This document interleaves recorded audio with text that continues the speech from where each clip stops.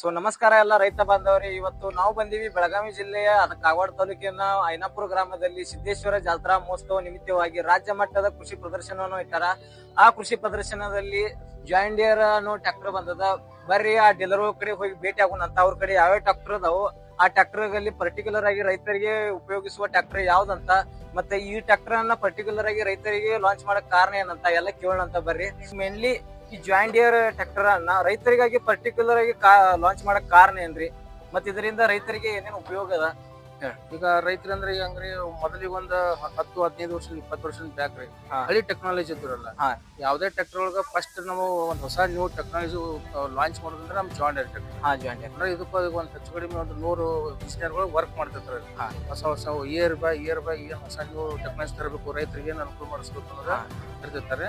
ಈಗ ನಮ್ಮ ಟ್ರ್ಯಾಕ್ಟರ್ ಒಳಗೆ ಮೇನ್ ಇಂಪಾರ್ಟೆಂಟ್ ಅಂದ್ರೆ ಒಂದು ಆಯಿಲ್ ಕ್ಲಚ್ ಬರ್ತದೆ, ಆಯಿಲ್ ಬ್ರೇಕ್ ರೀ. ಆಯಿಲ್ ಬ್ರೇಕ್ ರೀ. ಆಮೇಲೆ ಪಿಟಿಒ ಪವರ್ದಾಗ ಪವರ್ ಜಾಸ್ತಿ ಅಂದ್ರೆ ಹೆಡ್ರೋಲ್ ಪೆಟ್ರೋಲ್ ಪವರ್ ಜಾಸ್ತಿ ಸಿಗ್ತದೆ. ಆಮೇಲೆ ಮೊದಲು ನಮ್ಮ ಇವರೇಜ್ ಕಡಿಮೆ ಅಂತ ಹೇಳಿ ಎಲ್ಲರೂ ಹೇಳ್ತಿದ್ವಿ. ರೋಡ್ ಮ್ಯಾನ್ ಸ್ಪೀಡ್ ಇವರೇಜ್ ಬಿಟ್ಟು ಈಗ ಎಲ್ಲಾ ರೈತರು ಹೇಳ್ತಿದ್ರು ಜಾಯಿಂಟ್ ಡಿಯರ್ ಟ್ರ್ಯಾಕ್ಟರ್ ಅವರೇಜ್ ಸ್ವಲ್ಪ ಕಡಿಮೆ ಐತಿ.